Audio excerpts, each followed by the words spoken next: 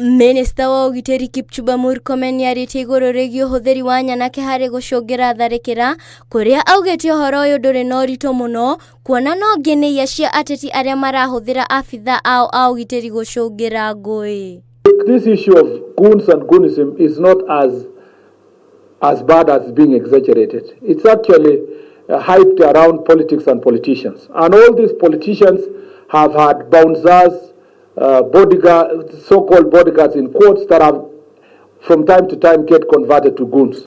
Akiaria arĩ wabici-inĩ nene cia DCI gũkũ Nairobi hĩndĩ ya kũrugũria mĩtambo ya kĩrĩu ya woi wa irore honge-inĩ cia ũthuthuria, Murkomen nĩaugĩte atĩ hĩndĩ ya mĩrũrũngano ya mwaka wa 2024 amwe a atongoria o hamwe na ũrĩa warĩ mũnini wa bũrũri Rigathi Gachagua nĩmahũthĩrire nyanake iria ciaingĩrire mbunge na gũthũkangia indo.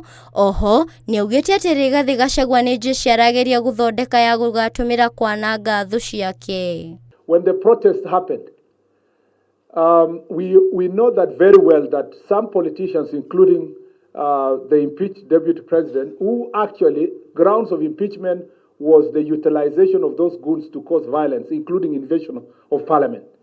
Nĩorĩtie rũhonge rwa ũgitĩri rwa NCIC kuoya ũigĩrĩrĩki wayo na njĩra ĩtarĩ ya itherũ na gũtacũkĩria nyanake ici makinya. Bishops came out in public. They took those attackers, some of the goons, to their churches, paraded them, and they said, we want to protect our children. Oho nĩorĩtie maabitha a borithi matigetigĩre kuonana ĩmwe kwa ĩmwe na nyanake iria iratharara thayũ. Now I'm happy that the bishops have come, they have turned around. They want goons to be dealt with. The fear the police had that if they deal with these criminals, they don't have public support, is now behind us. Deal with these goons ruthlessly. Agĩkũmithia tharĩkĩra cia nyanake, minister ũyũ nĩorĩtie mbeũ njĩthĩ methemanie na ciĩko cia gũthoga thayũ kuona ũrĩa akũnyitwo nĩagũtacũkĩrio makinya mahiũ ma kĩwatho. Ngĩribotera Inooro TV, Getwo Wanjikũ, Wairũngũ.